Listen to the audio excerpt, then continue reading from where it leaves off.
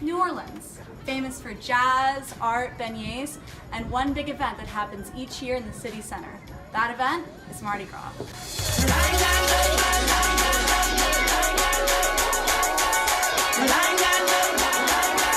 that goes a little something like this. Here we go.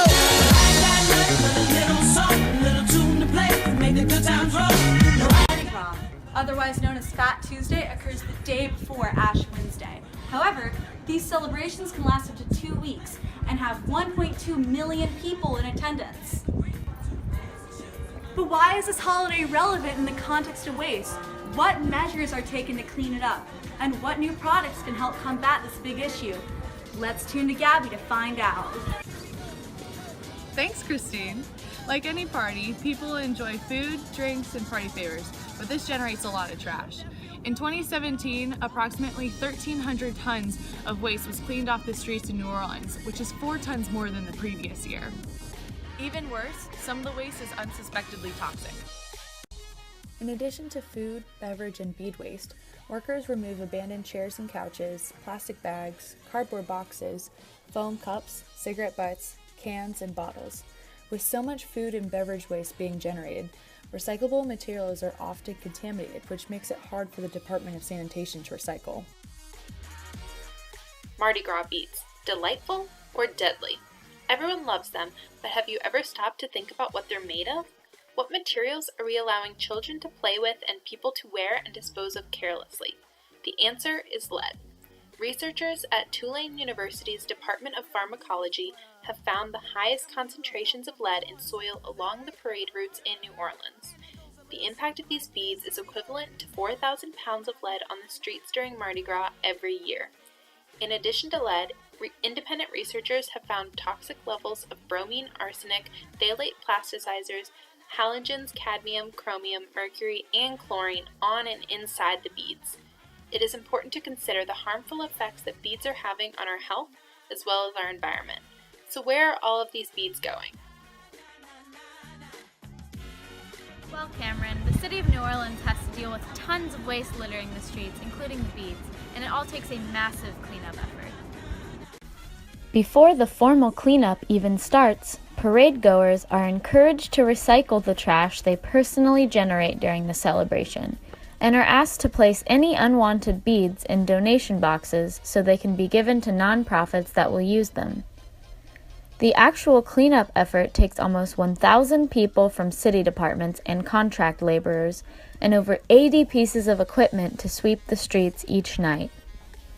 Not surprisingly, the city is desperate for workers, so they have raised the hourly wage of cleanup crew members to $10.50 as of 2018.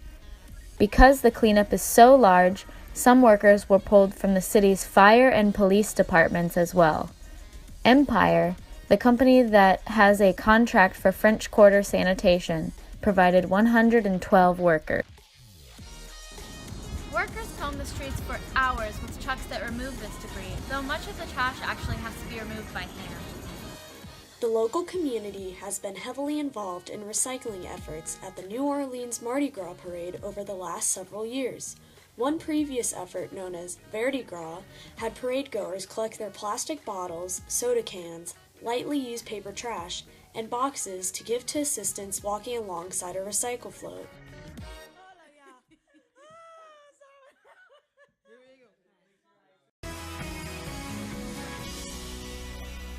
Hi, I'm Jessica Cartalia. A shocking discovery after New Orleans cleans out the city's basins used to prevent flooding. Workers found roughly 93,000 pounds of Mardi Gras beads in the city's catch basins. There are 62,000 basins in New Orleans. Local groups are starting bead recycling initiatives along the Mardi Gras parade route this year. Up until recently, many of the city's catch basins had not been properly maintained, which helped lead to flooding in the city. One of the biggest issues in the city is all the trash that goes down their catch basins. And one of the most basic things the city has done and continues to do to stop the beads and other trash from going down the drains are affectionately known as gutter buddies.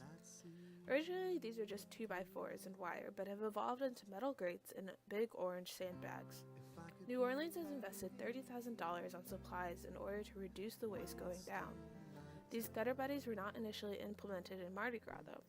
They were initially just to aid in keeping New Orleans' unique French drainage system clear. City officials replaced the gutter buddies before Mardi Gras began this year as to avoid blockages during the busiest time of the year. Another previous recycling effort was led by a local organization known as the Arc of Greater New Orleans. This organization had a float at the end of the parade where unwanted beads could be thrown. The organization originally accepted, sorted, and resold beads to crews that put on other parades, but it had to fully rely on parade goers to bring their beads when the parades were over. Because of this, the effort was discontinued as well as because of float safety concerns. The most recent pilot recycling program was led by the Young Leadership Council and the Arc of Greater New Orleans during the 2018 parade. As part of the new program, 6 recycling centers were set up around the parade grounds, which collected plastic bottles, soda cans, and beads. Volunteers handed out bags for parade goers to fill with these items, which were then collected by trucks that drove behind the parade. Almost 1,000 pounds of cans and bottles were collected, and volunteers were surprised by how little contamination there was from pizza boxes and other food waste. Come waste your time.